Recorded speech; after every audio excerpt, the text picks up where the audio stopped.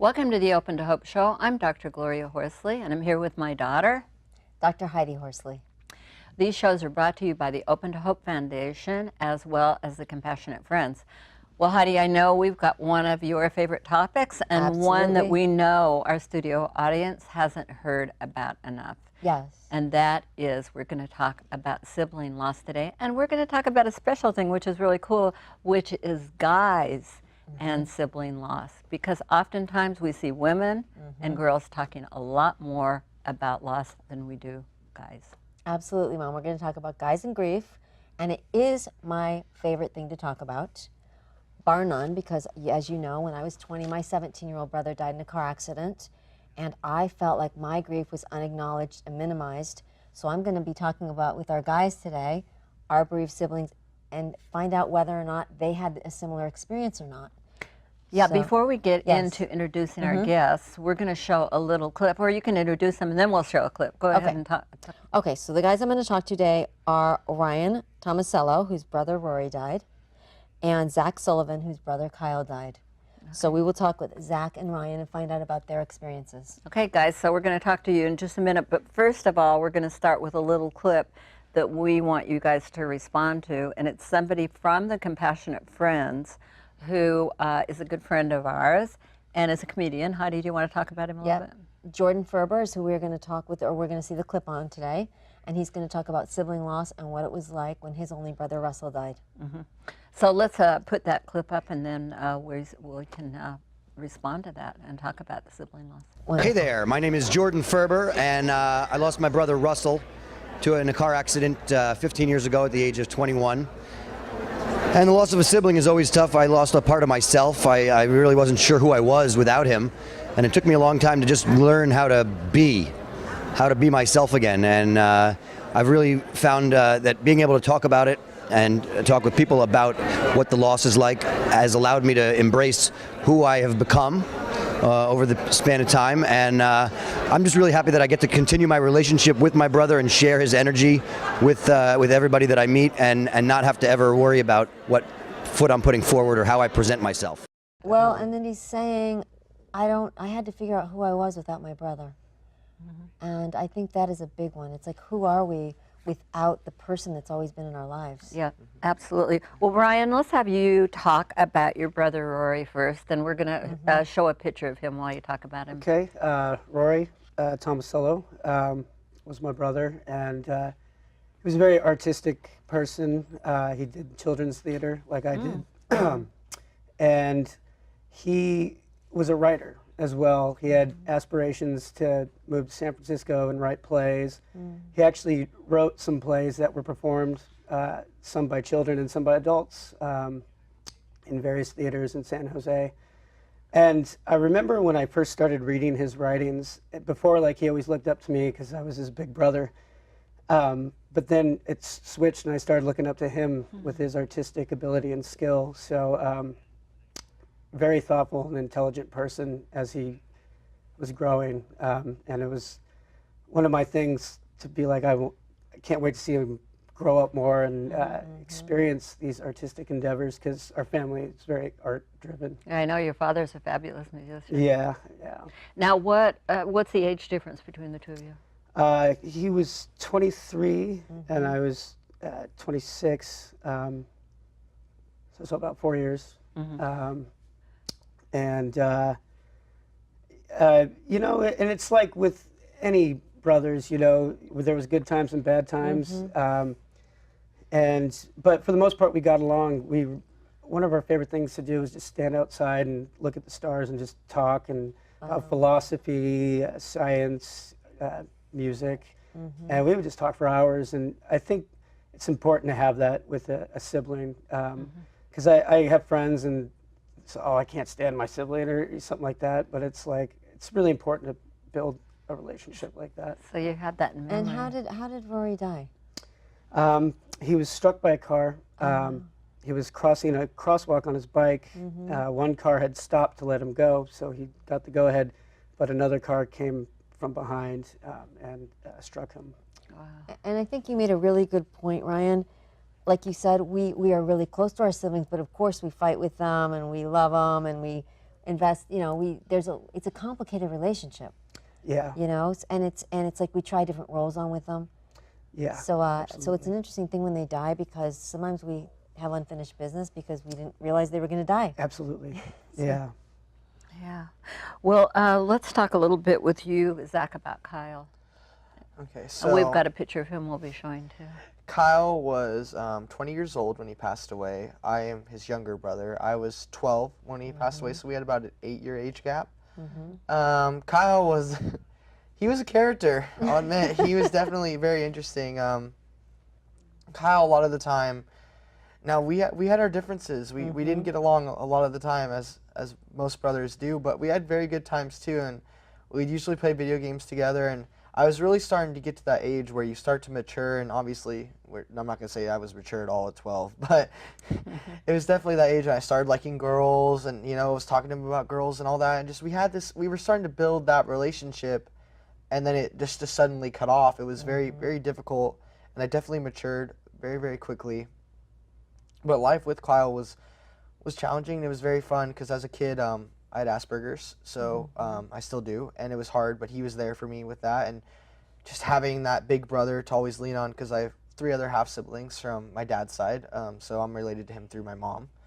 And so we were definitely a lot closer because we were the closest in age gap compared to my other siblings, so we spent a lot of our time together, and we'd wrestle, and we'd go outside, and, you know, I'd make fun of him when he was with his girlfriend, like, haha, loser, cooties, and all that stuff. And it was definitely just a really close relationship, and I definitely really miss that as I'm growing older. Well, you're bringing something up, Zach.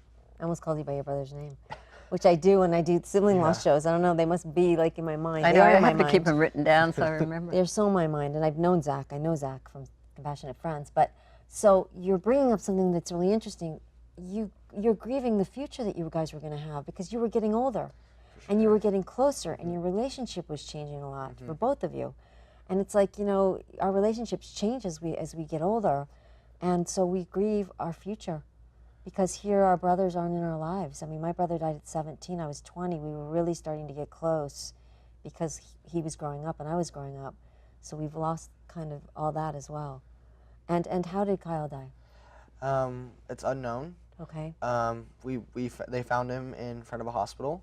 He had gone without oxygen to his brain for 6 hours. Wow. And he was basically already brain dead by the time they found him.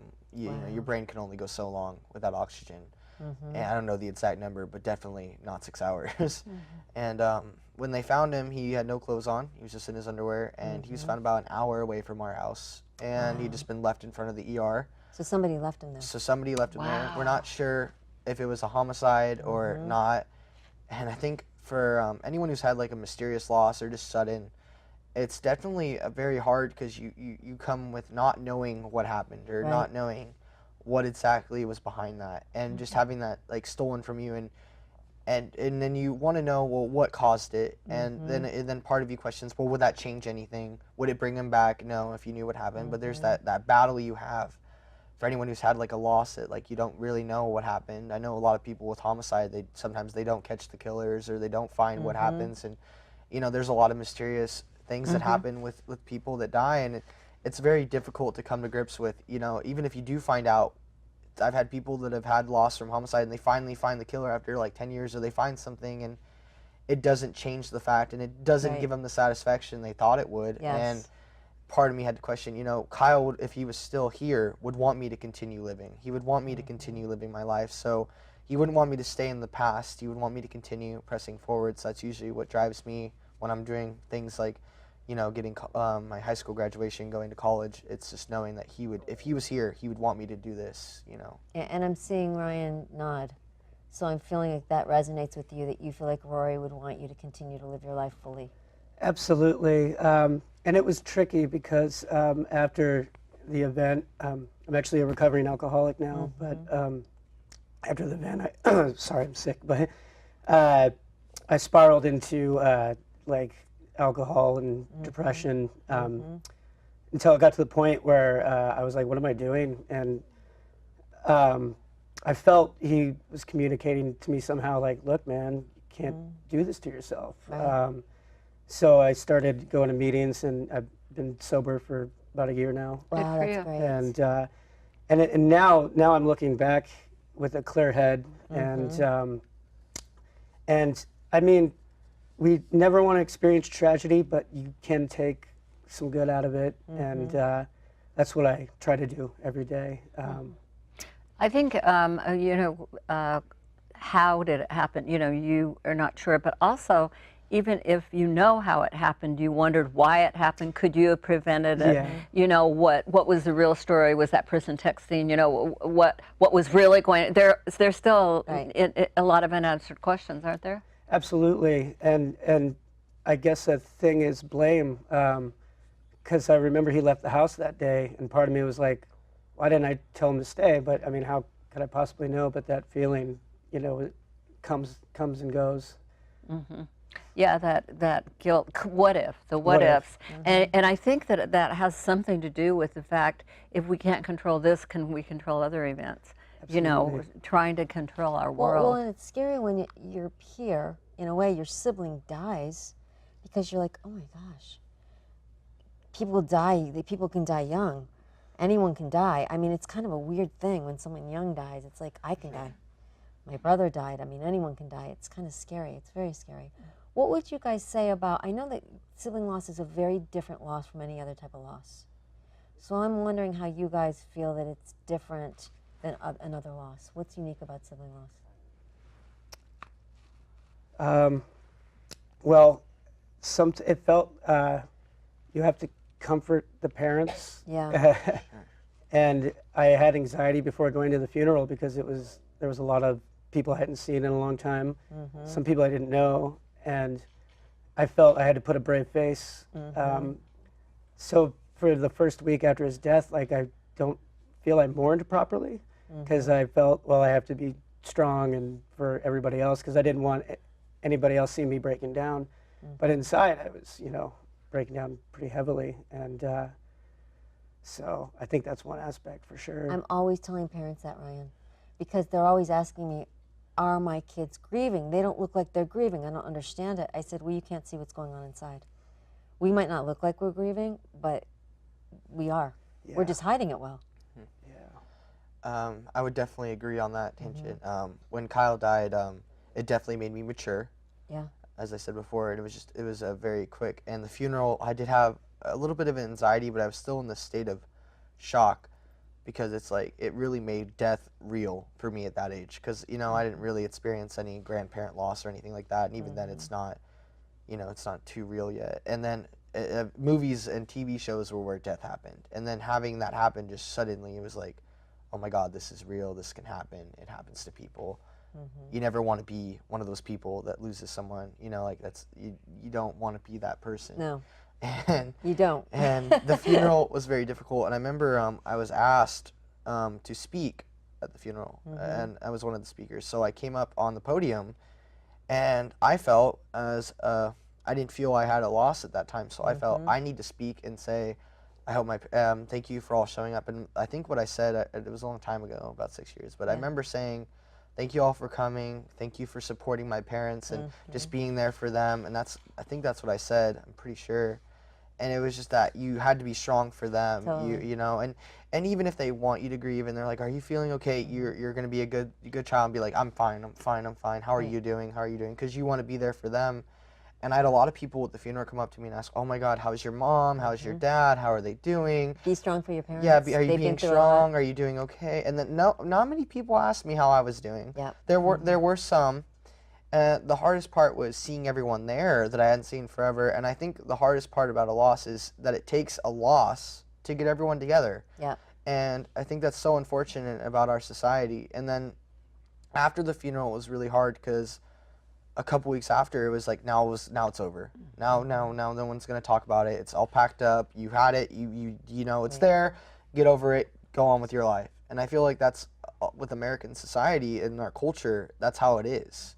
And when you're young, I don't think there's a lot of tolerance. I mean, I was 20. We were all young when our brothers died. It's like your friends kind of don't know what you're going through, because most of them have never had a brother die or a sister. And they do want you to kind of get over it and move on and be acting like you've always acted. Did you find that to be the case, Ryan? Yeah. Also felt people would be uncomfortable to be around me because they Right. didn't know how to act. And I always made it clear with my close friends, like, you know, I'm feeling this way. I'm going to be honest about my feelings, but it's not my intent to make you uncomfortable. And now I've found that when I am with someone who's lost somebody, I know how to act, even if it's just sitting in silence. Yeah. It's just kind of being there for them. Totally. What were you doing when your brother was killed? Were you working or were you in school? I remember the day quite clearly.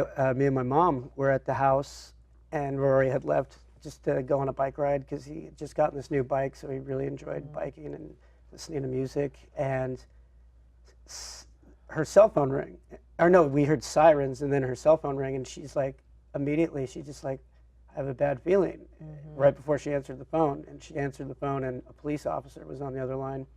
They had used Rory's cell phone to call her, and it's like, look, there's been an accident. And she started shaking uncontrollably, and I just said, look, calm down, you know, we're going to be okay. And that was your mom? Yeah. Yeah. And so we jumped in the car and we drove up the street, because it happened up the street from our house. Was he killed immediately, or? No, what had happened was he flew in the air from the impact, cracked his head. He had a skull fracture, and then he was in the hospital for about like a week or two, and then his brain had swollen, and so he was pronounced brain dead. Well, again, what I'm hearing with both of you is the idea of we've got to help our parents. Yeah. You are concerned about your mom, which is normal. Yeah. Society gives us a lot of messages, and they don't even come from our parents. Be strong for your parents. Your parents have been through a horrible loss. We have to step up for our parents. And sometimes I don't feel like people really realize that we've lost someone that we thought we were going to go through our entire life with. Yeah. They were going to be that person next to us going through all the milestones forever until we're 90 or older. I was wondering, given that, how big this loss has been for both of you guys, what do you think has helped you find hope? What has helped you get where you are today? I definitely am more empathetic now. And of course, art and music, because that's something we shared, writing songs, just writing, because he was a better writer than I was, but I found myself starting to write more and kind of channeling him in a way. I love it. I've heard that before. Yeah. Alan Peterson talks about that also. He's the executive director for Compassionate Friends. Oh, okay, yeah. So I found that helped me a lot. And so are you writing the music about kind of the loss or life and loss There- and recovering definitely, and that though. kind of thing? Yeah, those subjects are definitely in a lot of my work. So life experiences Yeah. have really brought that forward. Yeah. And what about you, Zach? I find what helps me usually is finding those people in the beginning, because as you said earlier, with friends and losing friends, it was very hard, because at 12 in middle school, in 7th grade, 8th grade, high school even, that people don't get it. Right. And some people try to get it. Some people are, they try to relate, and obviously we've all heard those phrases like, oh, your brother died. Oh, my cat died once. Or, oh, my grandma just died. Or, oh, this just happened. And they try to relate, and it's not like they're coming from a bad place. They're trying to understand the best way they can. But being 13, 14, that makes you enraged. Like, how dare you say that? How dare, I don't have the patience to deal with that. You're a horrible person. But as I've gotten older and a little farther in my grief journey, I've had the more patience. Obviously, there are still people that are like, you're just being oblivious. You're not being kind, And you do have that situation. But finding my friends and finding people I can relate to, like going to the conference for sure. When I That's went, the Compassionate Yeah, Friends. the Compassionate Friends conference, definitely. Yeah. Ryan, you haven't been to the Compassionate Friends. You'll have to come. I haven't. I would love to. Definitely Absolutely. an amazing experience. And the Sibling. Also, you can go online. There's a Sounds of Sibling Facebook Oh, yes, Facebook I'll page. totally introduce you to that. Yeah. Absolutely. That would be a please. great thing to join, because even if you don't contribute, you get to see where everybody is. And That's helpful. Yeah. I love reading everybody's posts. And Zachary, aka Zach, was on a great panel this year talking about his loss and sibling loss, and it was really powerful. Heidi, I wanted to ask you, what's helped you most in all this thing with your sibling loss? I think eventually, after I got out of a place where I didn't know how I was going to survive, I was in a very dark place for several years, but making meaning out of it, figuring out how to help other people, figuring out how to bring voices like this out into the world and educating the world about sibling loss. So does that, it sounds like that has something to do with service? Yes, absolutely. So you could do it in any realm. Yes, being of service and doing something with my grief and being a voice. And I think both of these guys are voices because you are through your music and you are through all the speaking that you're doing now. So. And I think you've also brought up a really strong topic, Ryan, which we could do a whole show on, which is drugs and alcohol and using it to deal with loss. Huge. Very common. It is huge. It is such a gigantic problem. So it's great to see you. What made you finally make that turn? Well, just what I had been doing to myself and what I'd been doing to my family. And I'm lucky that I have a very loving family because, I mean, there's people that go through this and they fall into drugs and alcohol and then they don't have the support of their family for recovery. So I was lucky to have a good family to support my recovery.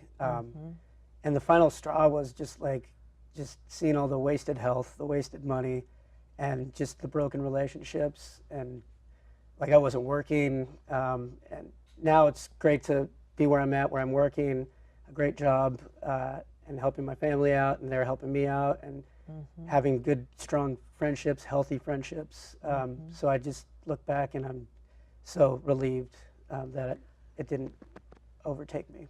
Yeah, it was funny because I called your dad because I wanted him to do the music, and he's like, well, I can't come. And then he said, well, maybe I can, but my son would like, I think it would be great for him to come on and talk about this. And I'm like, wow, that doesn't happen very often, does it, Heidi, where a parent would say, oh, my son might want to come on. Usually it's like, oh, I'd have to ask my son. And yeah, your dad sees you as really being open now. And yeah, absolutely. And dealing with it, which is awesome. Well, like you said, I don't think we don't have the sibling loss voice enough, but we really don't have the male sibling loss voice enough. And so this is such an important show for everyone out there that really wants to understand not only sibling loss, but guys and loss. And do you guys think that guys deal with it differently? And if so, how? I know that me and my dad dealt with it where we weren't very communicative about it. And my mom actually didn't think we were mourning properly in the beginning. She was worried because we weren't really talking about our feelings that much. I do it more so now, but back then, you know, me and my dad were just kind of, I mean, we would talk here and there about it, but not as much as, you know, my mother. We find that guys like to do stuff. Right. You know? One thing I started doing after the incident was I started hiking a lot more and just being out in the world, experiencing nature and that sort of thing. Yeah. Did your dad do any of that with you? He does a lot of biking, and I actually biked with him. He actually bikes a lot better than I do. It's hard to keep up with him. But yeah, just doing healthy activities like that really helped. How about you, Zach? What would you say about Your guys mother's a therapist. I want to say that too, and in the grief world, that's kind of interesting. As a guy, I feel like society in just general has kind of an image of how guys are supposed to act. We're supposed to be stoic. We're supposed to be strong. Yeah. We're these impenetrable stone walls that we just have to always be there and can't break down.